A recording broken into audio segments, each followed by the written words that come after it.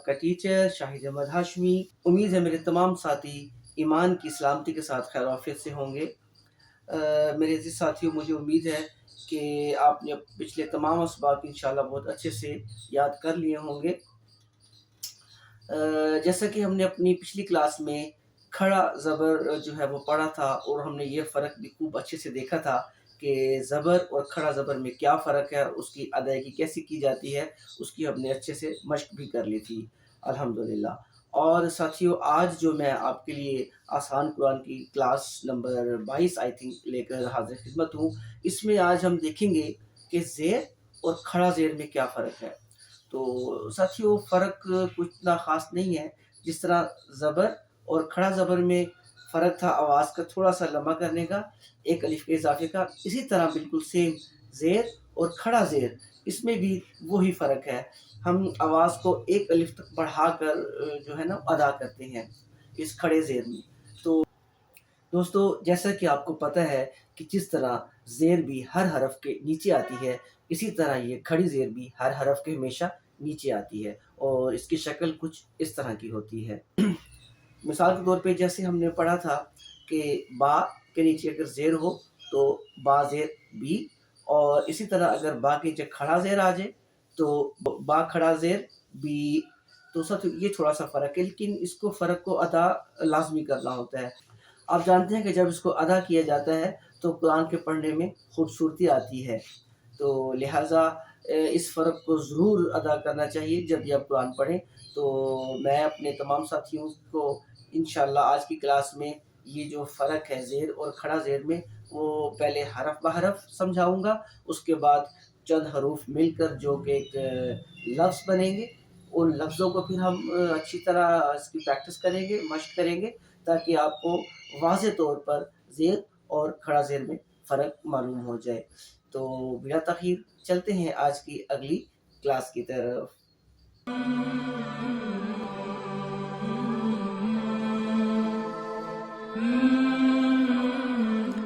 अऊज़ु बिल्लाहि मिनश शैतानिर रजीम, बिस्मिल्लाहिर रहमानिर रहीम। जी तो मेरे अज़ीज़ साथियों, जैसा कि आप स्क्रीन पर देख रहे हैं कि ये जो हम पढ़ चुके हैं, ये इसको ज़ेर कहते हैं। ये हर हरफ के नीचे आती है। ये बा है, और इसी तरह अगर आप आगे देखें तो ये छोटा-सा जो अलिफ़ आपको बिल्कुल सीधा खड़ा नज़र आ रहा है, इसको हम खड़ा ज़ेर कहते हैं। तो ये थोड़ा-सा फ़र्क है ज़ेर और खड़ा ज़ेर में ज़ाहिरी तौर पर। तो जो इसकी अदायगी में फ़र्क है, वो साथियों इसमें कोई इतना मुश्किल नहीं है। जैसा कि हमने ज़बर और खड़ा ज़बर में एक अलिफ़ का इज़ाफ़ा करके खड़ा ज़बर को अदा किया था, बिल्कुल इसी तरह ज़ेर और खड़ा ज़ेर में भी यही फ़र्क है। खड़ा ज़ेर को भी हम एक अलिफ़ के इज़ाफ़े के साथ अदा करेंगे। तो ये कैसे होता है, आइए मैं आपको तरतीब पढ़ के सुनाता हूँ, ताकि आपके लिए आसानी रहे हर हरफ की आवाज़ में। पहला जो हमारा हर्फ है वो है बा, इसके नीचे खड़ा ज़ेर है, बा खड़ा ज़ेर बी, ता खड़ा ज़ेर ती, सा खड़ा ज़ेर सी। साथियों, थोड़ा-सा मैं बता दूँ आपको, अगर इसके नीचे सिंपल ज़ेर हो तो सा ज़ेर सी, सा ज़ेर सी, ता ज़ेर ती, ये हमने पढ़ा है। अब खड़ा आ गया है, खड़ा ज़ेर, तो सा खड़ा ज़ेर सी, ठीक है जी।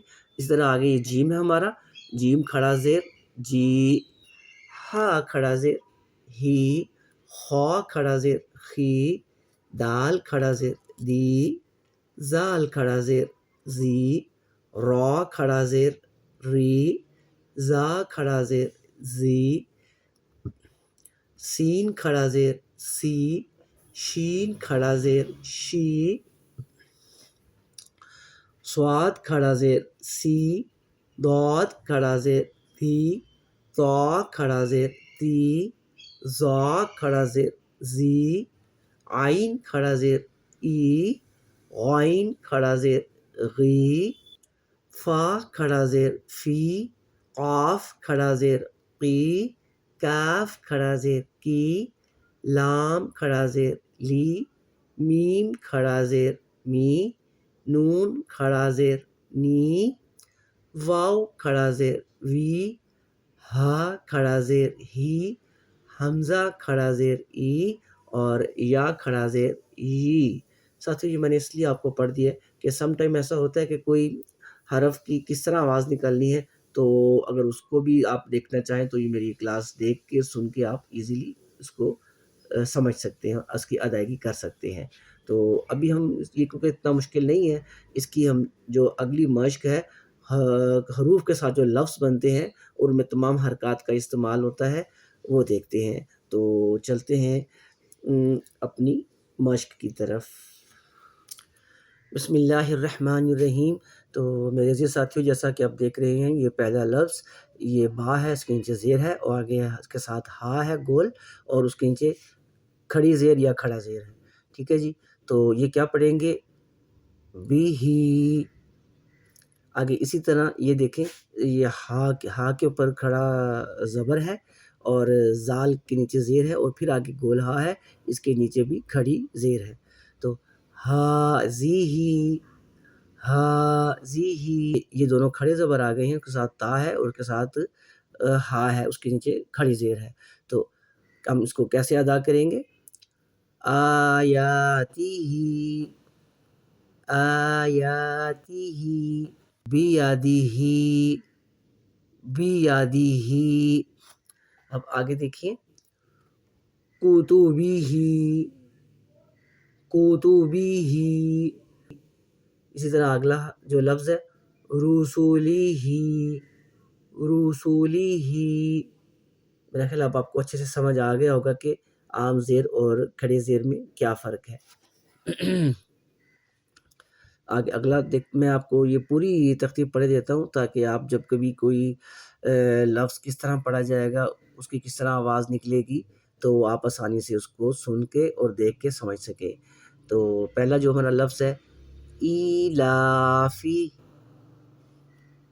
دوسرا ہے ابراہیم، ابراہیم، وجہہ، آگے ہے بعبدہ، قلبہ، قدرہ، مثلہ، بنصرہ، نفسہ، رأسہ۔ اس کو جھٹکے سے اس لیے پڑھا کہ اس کے اوپر جزم ہے، میں نے آپ کو پہلے بتا چکا ہوں نا کہ حمزہ کے اوپر جب جزم آئے گی تو اس کو رأسہ، ظلمہ، فضلہ، برحمتہ، برحمتہ، بأمرہ، برقہ، بعدہ، ایلافہم، ایلافہم، یحیی۔ تو مجھے یقین ہے کہ آپ کو اس زیر اور کھڑی زیر کے فرق کا اچھے سے پتہ چل گیا ہوگا۔ تو آج کی کلاس اتنی ہی رکھتے ہیں جی۔ تو میرے ساتھیوں، یہ تھی آج کی کلاس، امید ہے آپ کو پسند آئی ہوگی اور آپ کو سمجھ بھی آ گئی ہوگی، جس میں ہم نے اپنے زیر اور کھڑا زیر میں جو فرق ہے وہ دیکھا، اور کھڑا زیر کی جو پریکٹس بنتی ہے وہ خوب اچھے سے کی، اور ہر حرف پر اس کی کس طرح آواز نکال جاتی ہے وہ بھی آپ کو سمجھ آ گئی ہوگی۔ لیکن بات پھر وہی ہے کہ ایک دفعہ سے سمجھ لینے سے یا سن لینے سے انسان سمجھتا ہے کہ اس کو پتہ چل گیا ہے، لیکن یہ میرا ایکسپیرینس ہے کہ جب ہم خوب اس کی پریکٹس کرتے ہیں نا، تو پھر ہی وہ چیز ہماری عادت بنتی ہے۔ کہ دیکھیں، اگر آپ ایک دفعہ سن لیتے ہیں، اس کو سمجھ بھی لیتے ہیں، لیکن آپ اس کی اگر پریکٹس نہیں کرتے، تو جب آپ قرآن پاک پڑھیں گے تو اس کی ادائیگی میں آپ کو تھوڑی سی پرابلم آ سکتی ہے۔ وہ اس لیے کہ آپ کی پریکٹس اچھی نہیں ہے، اور جب آپ اس کی عادت بنا لیں گے، اس کی خوب سے پریکٹس کریں گے، آپ کو اس کی ہر حرکت کی جو ہے آواز اس کی نکالنے کی ایک عادت بن جائے گی، تو اس طرح پھر جب آپ قرآن پاک پڑھیں گے تو آپ بغیر کسی تردد کے جو ہے نا اس کی آواز خود بخود نکالتے جائیں گے، اور قرآن پاک پڑھنے میں خوبصورتی آتی جائے گی۔ تو خوب اس کی اچھے سے پریکٹس کیجئے، تاکہ آپ کی ایک عادت بن جائے اس ہر حرف کی، ہر حرکت کی ادائیگی کی، تو تاکہ جب آپ قرآن پاک پڑھیں تو آپ کو بھی سرور آئے اور سننے والا بھی آپ کے قرآن کی تعریف کرے۔ تو دوستو، آج کی کلاس اتنی رکھتے ہیں، تو اپنا بہت خیال رکھیے گا، اور دعاؤں میں مجھے ہمیشہ یاد رکھیے گا۔ انشاءاللہ ملتے ہیں آنے والی اگلی کلاس میں۔ تب تک کے لیے آپ سے اجازت چاہتا ہوں۔ اللہ حافظ۔